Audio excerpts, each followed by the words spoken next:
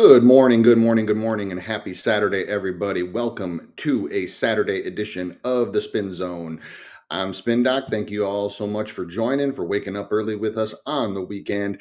Have a whole bunch of stuff to get to for you today. So, we got a huge Saturday slate. Not a ton of aces going, not a ton of big name guys, but there are three spots, two in particular, which are the first two that I want to talk about that I think are going to be very, very publicly discussed, debated, posted on X about what have you. So have a whole lot of analysis and a whole lot of thoughts on those. So without further ado, we will get right down to it, and we'll talk about yesterday. We'll talk about yesterday. You, for those of you that joined, you saw me twice. Saw me on Sharpie's show, and you saw me here. And you have we had a whole bunch of pictures to talk about, so I wanted to go over a few in particular. The first one was for good reasons, and that would be Mr. Taj Bradley. And so Sharpie and I talked about him. Taj Bradley really kind of had the Blake Snell experience for the first, actually almost the whole game, for sure in the first inning when he had 32 pitches and gave up two or three hits, couple an earned run, walked two, and struck out the side and just threw a ton of pitches. What he changed mid game, which I really like to see, and is probably going to get me to even potentially look at live spots for him, was his breaking ball wasn't going early. He was trying to snap his splitter across. Everything was low. Him and Jansen, because that was only I talked about catchers matter. That was only Danny Jansen's second game catching Taj in his career. And you could tell early that they were having, I don't want to say communication issues, but it just seemed that Taj wasn't comfortable with the mix that Jansen was calling. He was throwing a lot of early splitters, which the splitter is usually his out pitch. And it was almost like he was trying to pitch backwards to the Braves lineup. And with that Braves lineup, which we talked about on the show yesterday, it's pretty ABC. It's pretty ABC. You lead him with a fastball. You either get whiffs or you get fouls, and then you get him to chase a breaking ball. It was pretty simple. When he started just rearing back and just saying, here's 98, hit this, F you, that was when he started getting strikeouts. So Taj hit all of his numbers, looked good. And, the first inning mess that he created, I'm going to also chalk up a little bit to pitcher catcher communication. I talked about how catchers matter, and Danny Jansen is a good catcher. He's actually a pretty good defensive catcher and pretty good at calling games too. He's called a lot of good games for pitchers previously in his career. I'm going to chalk it up to a pitcher and a catcher not being familiar with each other, but they figured it out as the game went on. I said Jansen's a smart catcher, and to his credit, he adjusted what he was calling for Taj so that Taj was more comfortable. Taj is very comfortable throwing fastballs early. He's very comfortable just going right at guys, attacking them, not trying to mess around and trying to get guys to chase early. He's just, again, here's 98, try to hit it. The hell with you. That's who Taj Bradley is. So that was a good one. The other one on the other side of that, who we talked about, was Jacob deGrom. Oy. It looked good early. He had 2Ks in his first 15 pitches. The problem is he threw almost 100 and he only struck out two more after that. So gave up a few homers too. And his fastball had the velo, but didn't really have the placement. He was getting squeezed inside a little bit by the umpire. Not that the umpire was making bad calls, because they were balls, but they were close ones. And so deGrom gave up, kind of trying to paint the corners, and went right at guys. And you had a few guys that, like Rowdy Tellez, Polanco, just launched them. No doubters, gone. And he had a number of guys on two strikes and just couldn't finish them. His breaking balls were kind of 50-50. And so what I told VIP last night is that deGrom for me is not a guy I'm looking to fade. He's not a guy I'm looking to back. He's kind of on timeout for a while. I want to see what he does. He still looked like there were some pitcher catcher, again, not miscommunications, but just it just didn't look comfortable. The whole start just looked it looked clunky is probably the best way that I can put it. And Jacob DeGrom's starts don't typically look clunky. So I wouldn't push the panic button on DeGrom yet. I wouldn't. I'm not going to say that like I'm never going to back him. I'm never going to do anything with him. But he just looked clunky last night. Fastball didn't have the snap to paint the corner like it usually does. Again, he got maybe a few calls here and there, but the ones he tried to hit in, especially pound lefties on the inside. I mean, he tried, but they were balls and they were called correctly. So he's a guy, like I said, not necessarily looking to fade, but certainly not looking to back at any point here. Sharpie and I have both talked about, taking free lessons. And so in DeGrom's next probably start for sure, maybe his next two starts, I am probably just going to take a free lesson for him. The other one that we did talk about, that I talked about in the morning, was Ronel Blanco. And I'm going to use this as an example before we kick off today and say what's up to the chat and then kick off today is, I talked about how waiting for lineups are so important. And yes, sometimes there's value in beating lines and getting closing line value and whatever. To me, I've always been a big believer that with strikeout props, the closing line value stuff is more for sides and totals. Strikeout props, these lines don't, they adjust in juice sometimes, but like, it's not like a guy goes from 4.5 to like 6.5 strikeouts. Like that doesn't happen. You get a 1 strikeout bump every now and then with a lineup, but usually they just dial the juice up or down. And the lineup is a big thing. Remember, I talked yesterday about how there were certain guys that I would need to see and not see to potentially be on an under for Blanco. VIP knows this, ran it with the lineup that they had, and I couldn't get there. I couldn't get there at all because they decided not to bat Shanuel up top. So he wouldn't see Blanco likely 3 times. They decided to put Adell, Paris, and Anderson in. And I only wanted 2 of those guys. I would have preferred a number of other guys, but and then of course, because I knew it was going to happen, my good buddy, he's actually probably not going to be on my fantasy team much longer, Logan O'Hoppe. My God, another 4 strikeouts, just an absolutely abysmal performance. Thank God that Yanier Diaz is back for my fantasy team, because O'Hoppe has just been abysmal, hacking at everything. So, I knew O'Hoppe would strike out. I had him down for 1, not 4, obviously, but then when you have Paris, Adell, and Anderson at the bottom of the lineup, it just made it unplayable. And that's why waiting for the lineups to come out is typically so valuable when it comes to strikeout props, because usually these lines are within a K or 2. Every now and then a pitcher will have an abysmal start and go way under, or just murk them and go way over, et cetera. But usually they're within 1 or 2 strikeouts of what the projected total is. Projected strikeout totals for pitchers are usually between 3.5 and 7.5 at a max.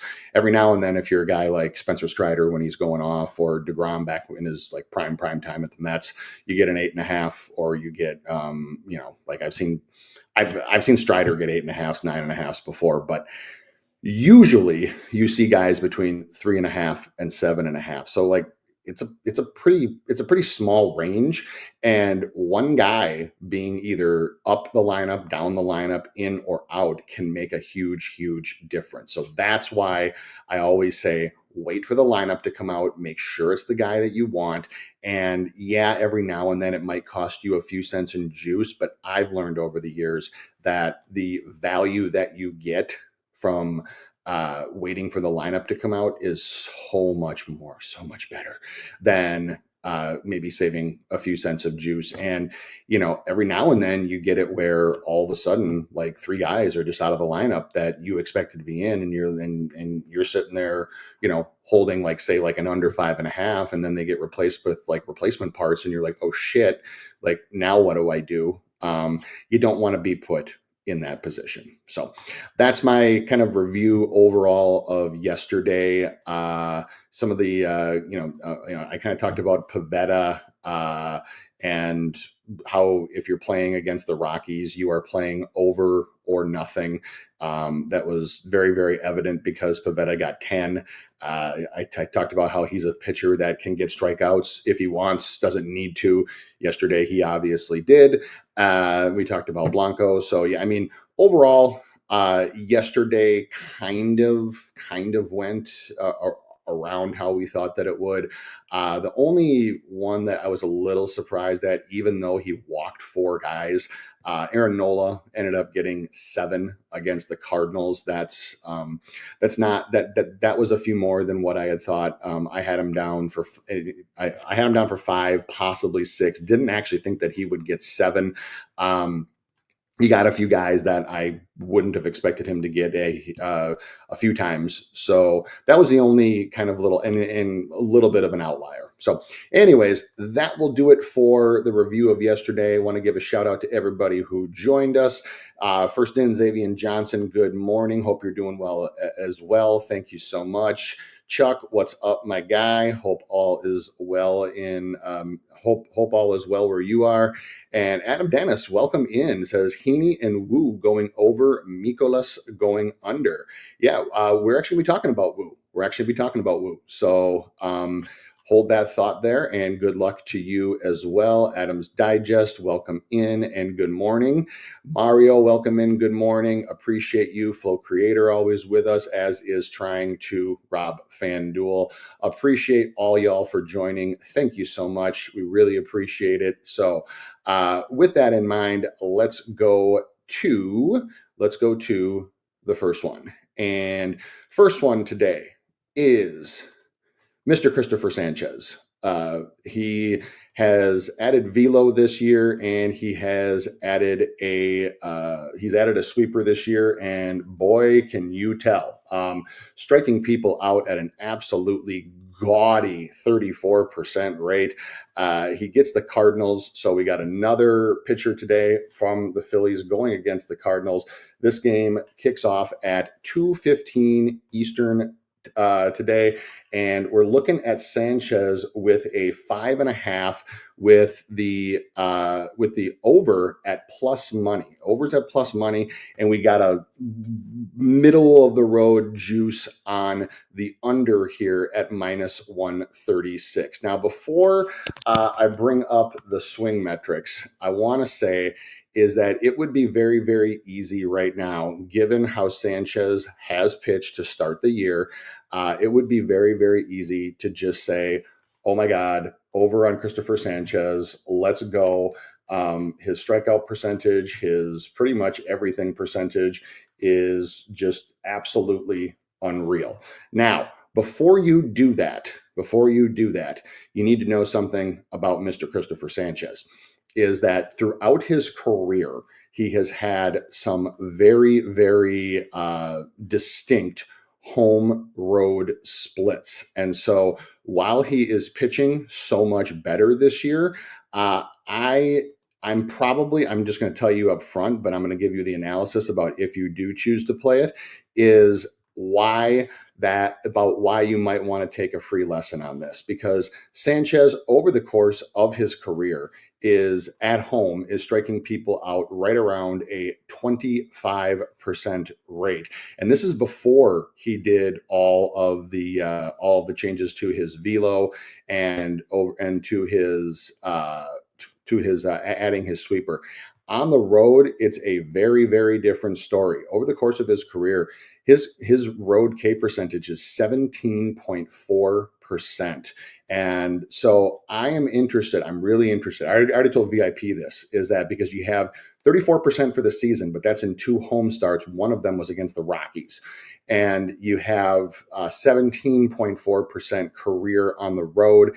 He has not rolled out like the quote unquote new Christopher Sanchez this year on the road yet. So he does get the Cardinals, and the Cardinals, the projected lineup now is 3 lefties and 6 righties. Sanchez striking lefties out at a 26.4% clip for his career versus 20.5% for righties. Those numbers are obviously elevated this year because he's kind of been striking out the world.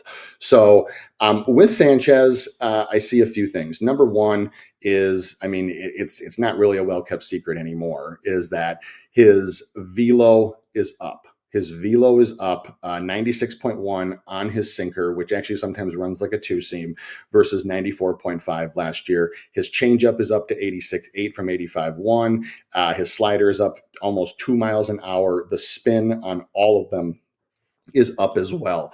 And so with all of that in mind, that has contributed to the whiff percentage that he is seeing, because Christopher Sanchez had always traditionally been pretty reliable to be a ground ball pitcher and get outs and get strikeouts when he needed to. He's obviously been a lights out strikeout guy this year, especially with the velo. So overall, the lineup for the Cardinals doesn't have enough plate appearances for me to want to take anything meaningful from it. And when I look at Sanchez so far this year, he is spending 48.1% of the time in the zone, which is about league average, but he's getting a ton of chase whiff. He's only allowing 45.7% chase contact, which, as you can see over on the swing chart, comparing it to the 61.5% league average, he's making guys whiff outside of the zone. And so when I look at this, I see in the projected lineup, I see a number of Cardinals hitters that do have chase contact that is below league average. I see Contreras obviously does. I see that Contreras does. I see that Pages does. I see that a few other guys in the projected lineup that Walker does, and I believe, and Scott does as well. All of these guys are below league average in chase contact, so that might make you lean on the over. My problem here is that I have not seen this new version of Christopher Sanchez away from Philadelphia, and so you might think, well, is it really that big of a deal? Well, for Sanchez over the course of his career, it's been a very, very, very big deal. So for this one, if you want to put it into like a parlay or anything, I would probably bring it down to 5. Or if you have like a mega parlay that you want to just like have some fun with and put some lunch money on it, you can even bring them down to 4. There's definitely opportunity for 4 strikeouts in this lineup. But Sanchez has been a different pitcher on the road throughout his career. Not only is he not striking guys out, but his just overall metrics from ERA, from FIP, FIP, everything has been very, very much degraded when he's away from home. So there's more than enough guys in this projected lineup for Sanchez to get 6 strikeouts. My problem just is, like I said, I need to see it in practice. And against the Cardinals, who are only striking out against lefties 24.1% and but are also walking 15.3% in more than enough plate appearances to make a distinction for this year. There's just a lot of conflicting factors here. Also, we have a hitters umpire with Scott Barry, only averaging 15.8 strikeouts per game. That's below umpire average of about 16.5 to 17. So we have an umpire where if Sanchez is going to try to operate around the zone and the Cardinals are going to take, which looking at here, you can see that as a team, they're at 30.8 compared to a league average of 31.7. It's a mix where it's probably going to be just kind of ride that line. He's going to ride the line between 4 and 6 strikeouts is what the the best way I can project it is. And I'm not willing to pay juice for a guy on the road who has really struggled on the road in his past history. Now, if he goes out and murks them and goes out and just torches them and strikes out like 8, then okay, now I can say, okay, maybe this Christopher Sanchez can get it done on the road. So that's where I'm at with Sanchez. Like I said, if you're going to play him, and you want to play his over, I would probably just dial it back a little bit and see if you can put something with, or do maybe even like a no juice lighter bet on the 5+. That probably has a little bit better of a shot from a guy that we just don't know if this new version is going to translate away from Philly. So on to the next one. Old team. Getting his old team. So Corbin Burnes, who kind of has been disappointing this year. So was signed by Arizona to a massive deal in the offseason, was expected to really complement Gallen and Kelly and those guys, but sitting at a 5.79 ERA with only a 23.4% K percentage against the Brewers, against his old team. And you have most books are hanging a 6.5 with some heavy juice on the under. So Corbin Burnes this year striking only striking guys out at 23.4%. He's also got a 14.9% walk rate. Little misleading because it's only 2 starts. But the thing that Burnes has done throughout his career is he's tried to kind of dabble around the corners and around the strike zone with that cutter, which then sets people up for the big curveball, which is his main out pitch. The problem is when he's not, because he's one of the few pitchers, the top flight pitchers in baseball, that doesn't throw a 4-seam fastball. It's the cutters is his setup pitch and his main pitch, and then you have the curveball, which is his, and sometimes slider, but usually curveball, which is his primary out pitch. The problem Corbin Burnes has this year is that when he's missing with his cutter, it's not even close. Part of that can be because new team, working with a new catcher, getting used to his routine. The one other thing you should know about Corbin Burnes, the announcers talk about it all the time if you watch Diamondbacks games, is that Corbin Burnes is notoriously fanatical about his day before, day of, morning of, warm up, etc. routine. Absolutely fanatical. He's also typically been fanatical about the sequencing in which he throws pitches during a game. Burnes has a way that he likes to pitch. And so part of this, I'm going to chalk up to a little bit, not miscommunication, not bad, but I'm going to chalk up to a little bit of not being familiar with the Diamondbacks catchers and vice versa. So will they pick that up during the season?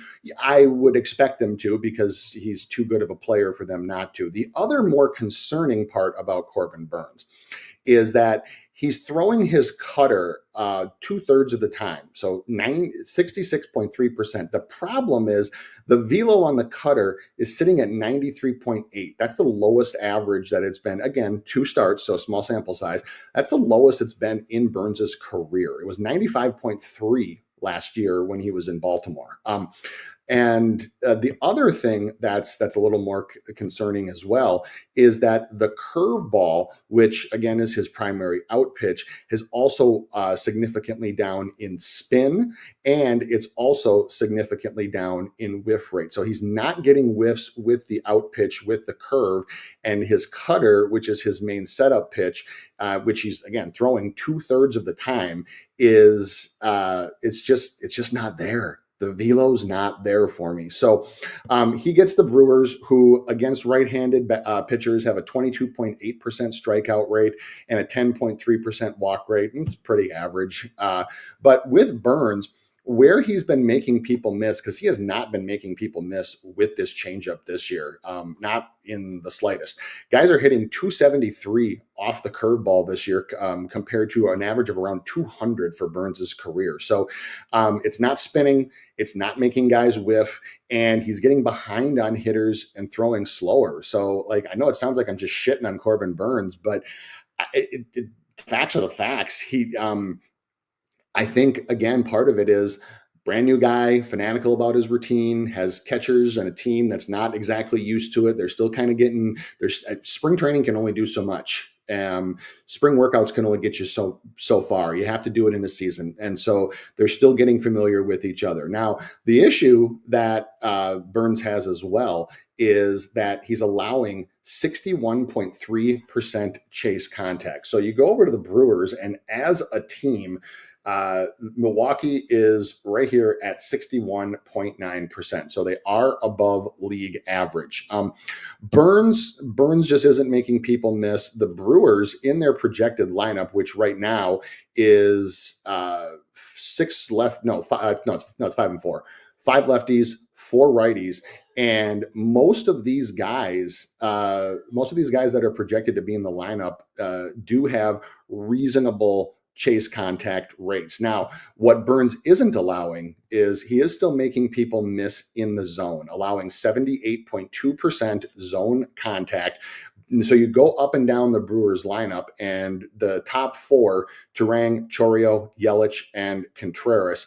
And with the exception of Contreras, you do see a lot of positive zone contact here. So later on in the lineup, he's got guys that he can definitely get to miss, like Mitchell for sure, like Dunn. He can get Dunn only has a 70% zone contact rate. So there's strikeouts to be had. Here's my problem with Corbin Burnes, though, is that Corbin Burnes gets Alfonso Marquez behind the plate tonight. Now, who is Alfonso Marquez?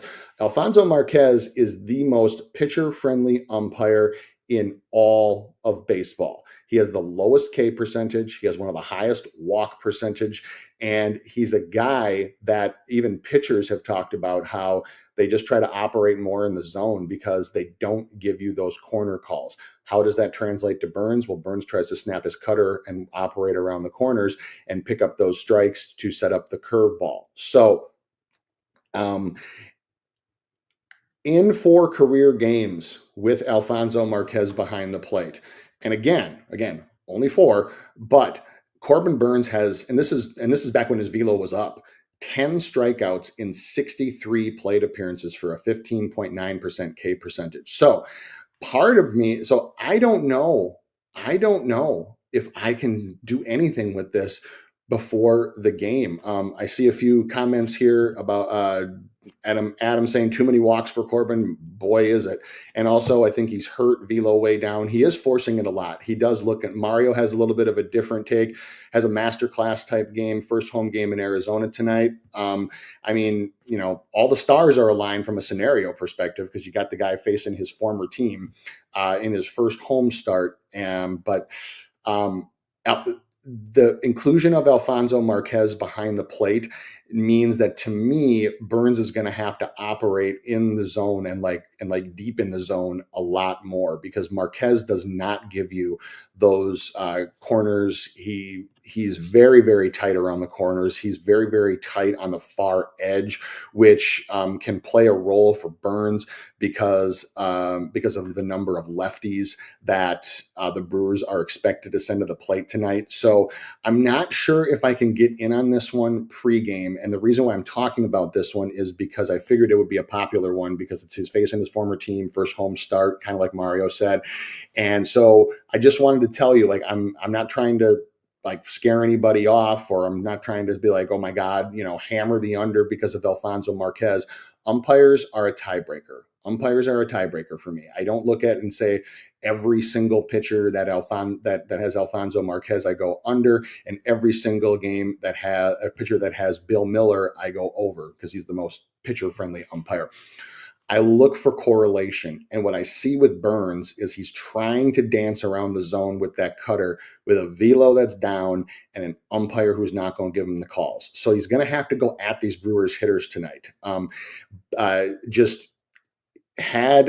And 3 of the games I believe that he had before with Marquez behind the plate were 3 games where, given the circumstances, he probably should have hit. He probably should have had a lot of strikeouts, but he only has 10 total in 4 games. So just a couple things to be just cognizant of if you're going to take anything or look to do anything with Corbin Burnes. Kid Keon, welcome in, my guy. Thanks so much for joining. Does Sam Free look? You mean Sal? I'm assuming you mean Sal. He's projected to be in the lineup, and he is Mr. Contact. So 92.2% zone contact, 77.8% chase contact. I don't think he's faced Burnes before, or if he has, he's faced him like once. 3 times. He's faced Burnes 3 times. He has 1 hit and has struck out once. So not a whole lot of history for Sal, but he is a very, very high contact guy. All right. Last but not least, Adam talked about it before. Adam brought it up before. We have Bryan Woo again at home against the Rangers, 3.75 ERA, strikeout percentage of 23.4% versus the Rangers at 9:40 Eastern time.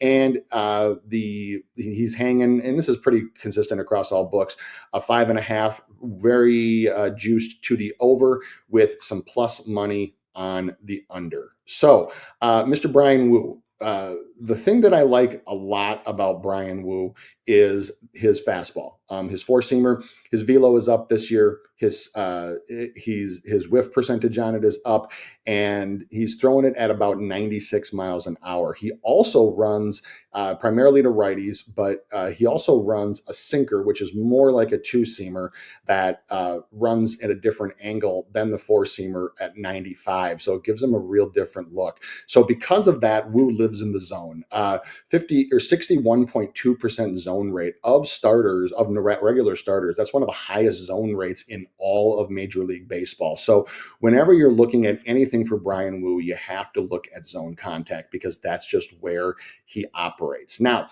he does get guys to miss in the when he gets them to chase. The problem is he just doesn't do that very often, as you would expect with a guy that operates in the zone that much. Doesn't walk many people either. So tonight he gets the Rangers, 53 plate appearances lifetime against this projected lineup, which as of right now is going to be 5 lefties and 4 righties. This is probably who they're going to run in any particular order, with Semien, Seager, Young, Peterson, Adalis, Berger, Josh Smith, Heim, and Taveras. I would be very surprised if it's anybody different. So 53 plate appearances, 13 strikeouts for a 24.5% K rate. That's pretty healthy. He also gets a nice bump behind the plate because he gets Mike Estabrook. Mike Estabrook is not Bill Miller, but Mike Estabrook is a very pitcher-friendly umpire, averaging 19.8 strikeouts per game. That's one of the higher marks in baseball. And strikeouts can go up by as much as 5 to 8% when he is behind the plate. Low walk percentage as well, down just right around 8%. So with Woo's velo being up, with his whiff percentage on his primary pitches being up, specifically on his sinker. His sinker was only at 9.6% last year. It's at 15.4% this year. And you might not think that that's very high, but most guys for a true sinker, or even a sinker that runs like a 2-seamer, you usually don't see a whiff percentage above 10%. So to have 15.4 is actually pretty good.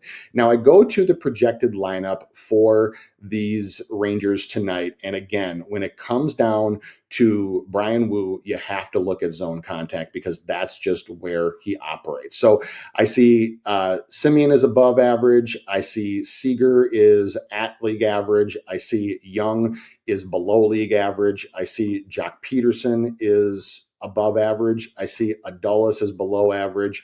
Then you get down to the rest of the lineup and you kind of have a mixed bag. Berger is a little bit above average. Smith is okay. And Taveras is pretty significantly under. So you kind of got about a half and half. And what that tells me is that this line is set pretty correctly as far as where it is right now. What I really want to see is the construction of the lineup, because if they put a lot of their zone contact guys up top, it might be hard for me to get in any fashion on this one, because Woo is much much better at home than he is on the road. A 27.2% strikeout percentage lifetime in Seattle, which is quite good, and 26% K percentage against righties versus 20.3 for lefties. So what I want to see is I want to see how many lefties the Rangers run, if it is in fact five, where they place them, and then where is the zone contact in this lineup. Because if you make contact in the zone, then it's a good chance that Bryan Woo probably isn't going to strike you out. If your zone contact is iffy, he's a guy that can get lights out, especially if you whiff to heat, because he's run his fastball up in the 97, 98 range this year. So the only thing with the umpire that I will say is when you look over here at the swing rates, the Rangers are swinging a ton. They're above average in both zone and in chase swing. Their zone contact as a team is only slightly above league average. So there's going to be a lot of swings here. I would be very, very surprised. And even looking up and down this lineup, I think 7 out of 9 guys swing above league average in the zone. So there's going to be a ton of opportunities for Woo to get Ks in this game. The question that I have is, where are they going to put the zone contact guys, and where are they going to put the lefties? That's what I want to see, because that's what would be my delineation point. And that's also why I think that Estabrook favors Woo, but given how much he operates in the zone and how much the Rangers swing, I don't put as much weight into it as I would, say, for example, Alfonso Marquez, because of how the two guys pitch. So, all right. If there's any more that anybody wants to just kind of get some info on last minute, I would be happy to give it to you. But those are the 3 that we have today. So thank you to all. Appreciate everybody joining today. Thank you so much for all the looks and stuff that everybody gave in the chat. Appreciate all the love. No live show tomorrow. Sundays are the one day I'm not live, but if I do have any looks, I will post them on X. But then back Monday with another episode of the Spin Zone. So best of luck to anything that you might happen to be tailing, and we will see you on Monday.